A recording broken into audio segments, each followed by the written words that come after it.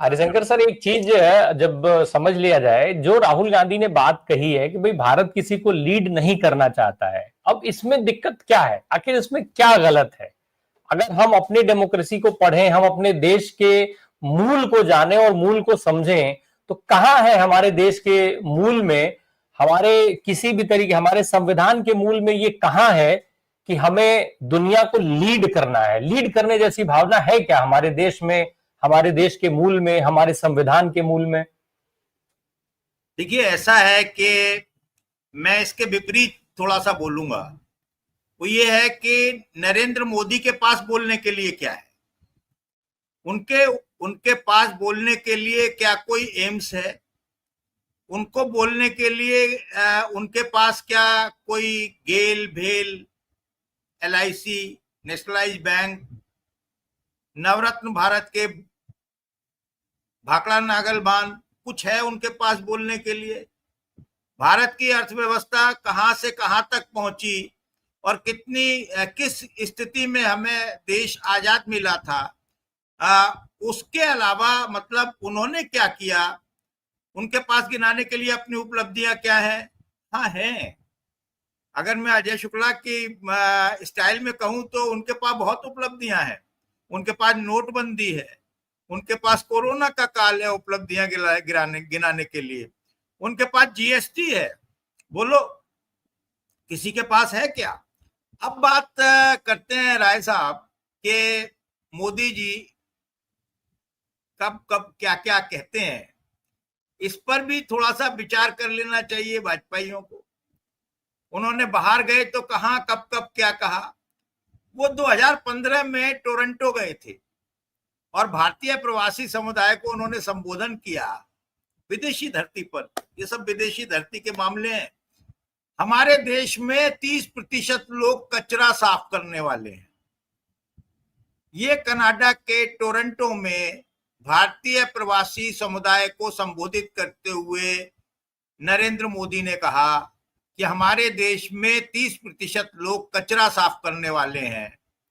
तो आप बताइए कि अगर 30% लोग कचरा साफ करने वाले हैं, बाकी का भी हिसाब किताब दे देते और ये भी बताते कि कितना पैसा हमारे पास 1% लोग या 1% से कम लोगों के पास है, जिसके दम पर हम लूट खसोट मचाए हुए हैं।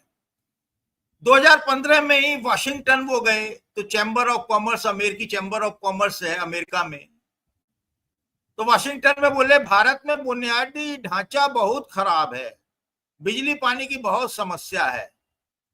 ये प्रधानमंत्री बोल रहा है। देखिए, देश का राहुल गांधी नेता प्रतिपक्ष है। 2015 में उन्होंने ब्रिटेन में क्या कहा? भारत में भ्रष्टाचार और नौकरशाही की समस्या थी, लेकिन अब बदलाव आ रहा है। तो ये अजय शुक्ला जी से मैं निवेदन करूंगा कि जब उनका नंबर आए तो वो जरूर बताएं कि भ्रष्टाचार और नौकरशाही की समस्या में किस तरह का बदलाव आया है, कितने आमूलचूल परिवर्तन हुए हैं, कितना रामराज आया है, कितनी ईमानदारी आई है। और लेकिन उन्होंने ये विदेश की धरती पर कहा। और चीन में जाते हैं तो कहते हैं हमारे यहाँ बुनियादी सुविधाओं की बहुत कमी है। बर्लिन में जाते हैं तो कहते हैं भारत में शिक्षा और स्वास्थ्य पिछड़े हुए हैं। तो सर, जर्मनी में जब वो जाते हैं तो कहते हैं भारत में शिक्षा और स्वास्थ्य बहुत पिछड़े हुए हैं।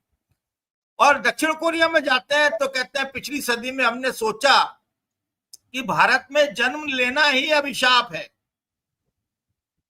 क्या ये देश है? क्या ये सरकार है? ये 2017 का उनका प्रवचन है। और लंदन में, यूके में जब वो गए और भारतीय डॉक्टरों से मिले तो उन्होंने कहा भारत में डॉक्टरों की कमी है, ग्रामीण क्षेत्रों में तो स्वास्थ्य सेवाएं अपर्याप्त हैं ही नहीं। और पनामा में, बहरीन में गए तो उन्होंने कहा कि भारत में अल्पसंख्यकों की सुरक्षा पर सवाल उठते हैं, लेकिन हम सबका साथ सबका विकास चाहते हैं।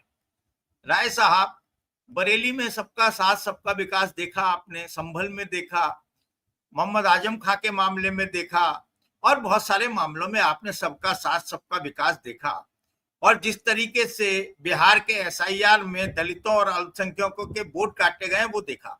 अब बात यह है कि राहुल गांधी अगर वहां जाकर पल्सर मोटरसाइकिल की तारीफ करते हैं, अगर वो भारत के टू व्हीलर मैन्युफैक्चरिंग की तारीफ करते हैं, तो साहब उनको क्यों मिर्ची लगती है? भाजपाइयों को उछल उछल कर आते हैं, कूद कूद कर आते हैं और कहते हैं वो विदेशी धरती पर जाके अपमान कर दिया। आज विदेशी धरती पर या अपनी धरती पर बोलने में कोई अंतर है क्या? क्या आज यहाँ हम जो लोग बात कर रहे हैं वो यूके में, यूएसए में नहीं देखी जा रही है क्या? क्या वो दुबई में, नॉर्थ ईस्ट में नहीं देखी जा रही है क्या?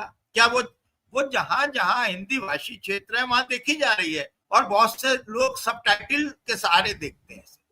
तो अब हम जब ग्लोबल विलेज के कॉन्सेप्ट में है, तो ये बात करना ही बेईमानी है कि साहब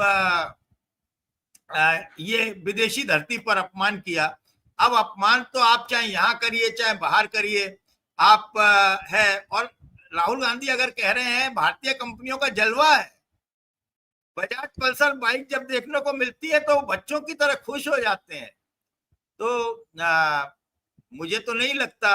अब बहुत सारी कंगना और गंगना है जो कहती हैं कि कलंक है, ये है वो है, जिनको हिंदी बोलनी नहीं आती, जिनको अंग्रेजी बोलनी नहीं आती, जो पढ़े लिखे नहीं है, अनपढ़ लोग हैं, ये एंटायर पॉलिटिकल साइंस वाली जमात जो है वो लगातार करती है।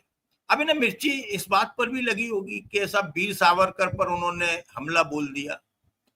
तो ये तो वीर सावरकर पर उन्होंने क्या कहा? एक किताब का जिक्र किया उन्होंने। भाई वीर सावरकर मत कहिए, ये वीर सावरकर तब निकला जब तक उनकी फाइल नहीं खुली थी। तब तो इंदिरा गांधी ने भी उन्हें स्वतंत्र वीर कह दिया था। मैं अपना शब्द वापस लेता हूं। मैं इसीलिए कह रहा हूं, उनकी फाइल खुलने के बाद पता चला वो तो माफी वीर था, वो वीर था ही नहीं। हाँ, तो मैंने माफी लगाना भूल गया ना मैं। आपने वो अमिताभ बच्चन वाली फिल्म देखी है कि जिसमें वो पूछता है कि फत्तूलाल कितना बड़ा था? तो अमिताभ बच्चन पेशेवर गवाह होता है, वो कहता है इतना बड़ा, इतना बड़ा, इतना बड़ा। तो वकील कहता है, अजय साहब वकालत कर रहे थे उस फिल्म में, तो कहते हैं कि अरे तुमने ये तो देखा ही नहीं, क्या ये तो इन्हें मालूम ही नहीं है गवाह को कि वो मुर्गा था, आदमी नहीं था। बोले अरे जज साहब बहुत जल्दीबाजी में रहते हैं, मैंने अभी दूसरा हाथ लगाया कहाँ है, इतना बड़ा था। तो सर मैं माफी चाहता हूं, मैंने माफी नहीं लगाया था मैं माफी चाहता हूं। आइए अजय जी, आइए। ये पूरा जो जिस तरीके की परिस्थिति है, बड़ी विकट परिस्थिति है। समस्या क्या है कि भाई विदेश की धरती पर जाने के बाद मोदी जी को वहां के जो भी लोग घुमाने फिराने ले जाते हैं वो चाय की टपरी दिखाते हैं।